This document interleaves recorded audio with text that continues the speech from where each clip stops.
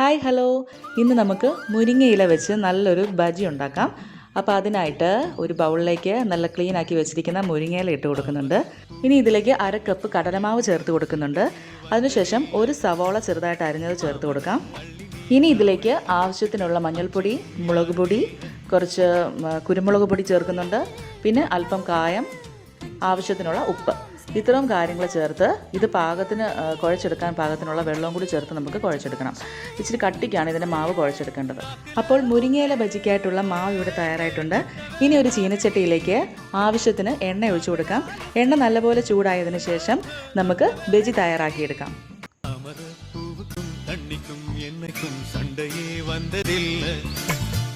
மாமன அள்ளி நீ தாவணி போட்டுக்க மச்சி நீ யாரும் இல்ல